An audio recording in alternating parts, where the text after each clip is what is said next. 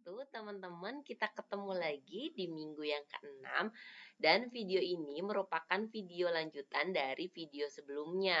Kalau di video sebelumnya saya lebih men-share tentang teorinya. Nah, di video ini kita akan mencoba untuk bersama-sama untuk praktek ya teman-teman, praktek dari materi yang sudah saya sampaikan di minggu di bukan di minggu sebelumnya, di video sebelumnya. Jadi teman-teman, saya ulangi lagi, kalau kita di minggu yang keenam ini fokusnya untuk di reading session. Fokusnya di reading session. Kemarin saya sudah bukan kemarin, sorry. Video sebelumnya saya sudah menyampaikan tentang bagaimana cara mendapatkan ide, bagaimana caranya menemukan ide dari sebuah teks. Nah, di video ini kita lebih langsung ke prakteknya. Gimana sih gitu ya? Gimana nih supaya kita sebagai reader, sebagai pembaca mendapatkan ide yang utuh yang mau disampaikan oleh penulis dalam sebuah teks yang sudah kita baca. Gimana caranya gitu ya? Kita fokusnya masih ke situ, teman-teman.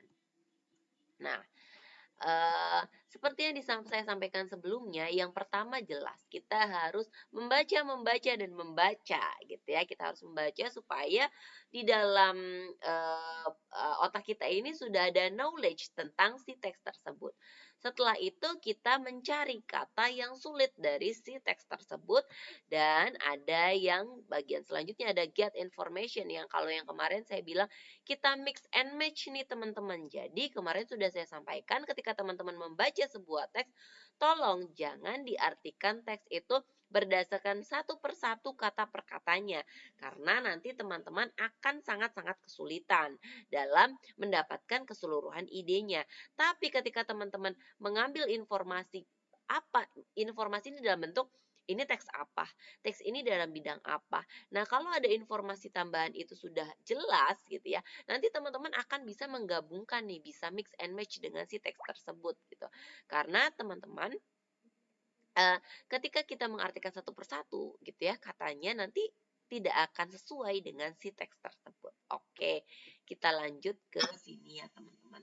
Nah, di sini ada teks ini, ada teksnya adalah identifying an object from an image or video has been widely studied using machine learning method. For example, with fuzzy or artificial neural network, which is classic supervised classifier.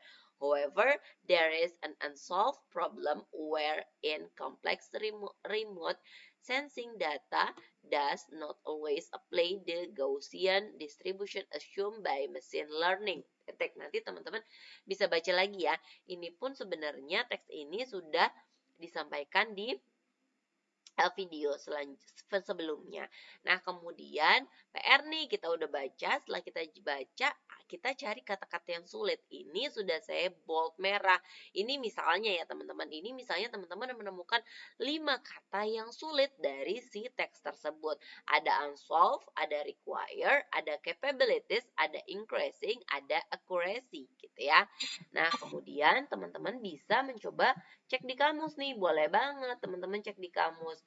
Ternyata unsolved itu ada belum terpecahkan, require itu membutuhkan, capabilities itu ada kemampuan, increasing adalah kenaikan atau meningkat, dan yang terakhir adalah accuracy atau tepat atau ketepatan. Teman-teman, ini adalah kata yang susah dari si teks tersebut. Nah, kemudian next ke get information.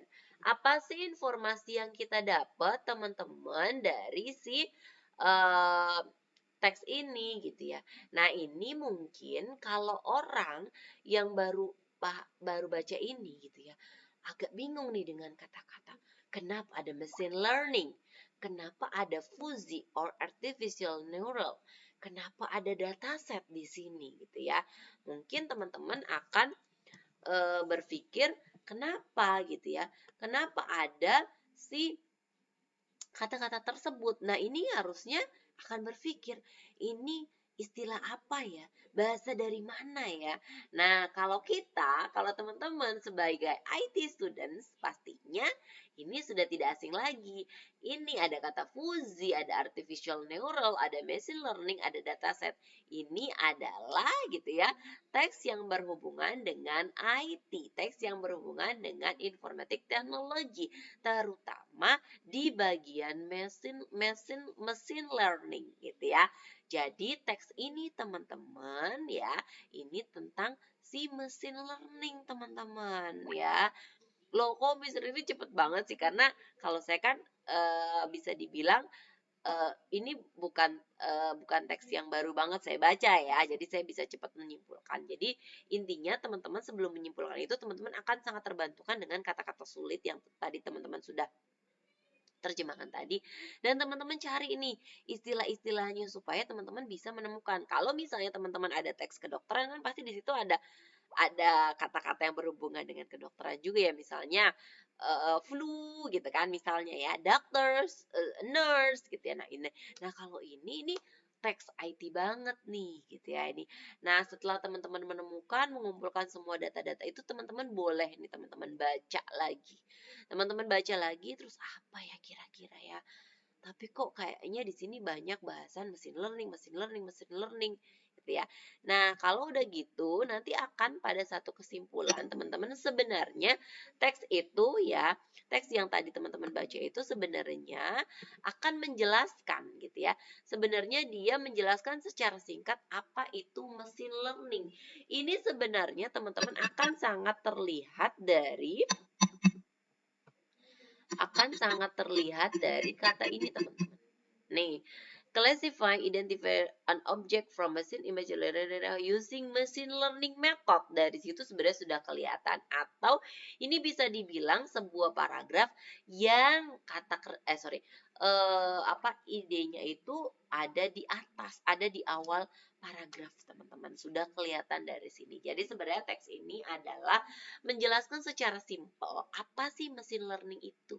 Jadi ketika teman-teman nanti mau mengklasifikasikan sebuah gambar, sebuah video supaya lebih dalam lagi, teman-teman bisa menggunakan yang namanya machine learning. Gitu teman-teman.